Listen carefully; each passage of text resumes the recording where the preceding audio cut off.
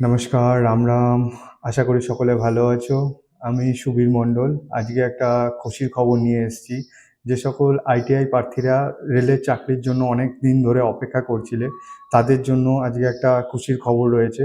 তো railway recruitment board 2026-এর প্রথম বিজ্ঞপ্তি অনুযায়ী এএলপি পদের জন্য 11,127টি শূন্য পদ রয়েছে। তো যার মধ্যে আরআরবি কলকাতা, আরআরবি শিলিগুড়ি এবং আরআরবি মালদা, এই তিনটি আরআরবি মিলিয়ে প্রায় 2000টি শূন্য পদ রয়েছে।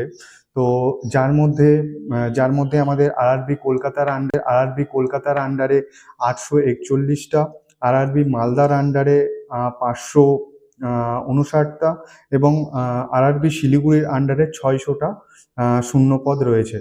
তো যদি আমরা ভালো করে একটু লক্ষ্য করি, তাহলে টোটাল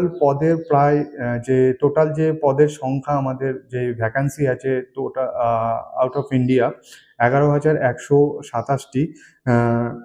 তার মধ্যে প্রায় 2000 রিক্রুটমেন্ট আমাদের পশ্চিমবঙ্গ থেকেই হচ্ছে। অর্থাৎ প্রায় 18% যেটা আছে সেটা আমাদের পশ্চিমবঙ্গ থেকেই রিক্রুটমেন্ট হচ্ছে। তো এটা অবশ্যই আমাদের কাছে একটা খুশির খবর। তো আমাদের এই খুশির খবরটাকে আরও বেশি ডিপলি নিয়ে ভালো করে কনসেন্ট্রেট করে মোটিভেট হয়ে আরও ভালো করে পড়াশুনো করতে হবে এবং যে নতুন যে সিলেবাস, সেই সিলেবাস অনুযায়ী পড়াশুনো করে এবং প্রত্যেকদিন মক টেস্টের মাধ্যমে আমাদের সিলেকশন নিতে হবে।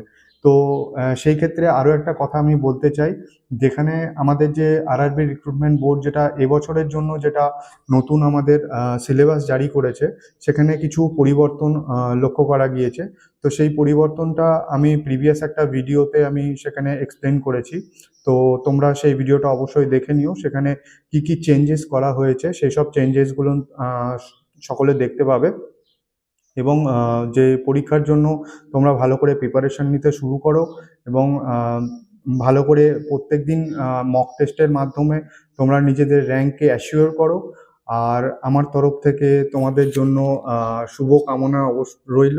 তো সকলের সাফল্য কামনা করে আজকে আমার ভিডিওটা এখানেই শেষ করছি। তোমাদের ভিডিওটা কেমন লাগলো অবশ্যই কমেন্ট করে জানাও। যদি ভালো লাগে তো লাইক, কমেন্ট এবং শেয়ার করো। আর সকলে ভালো করে প্রিপারেশন নাও। সকলে খুব সুস্থ থেকো, ভালো থেকো। নমস্কার।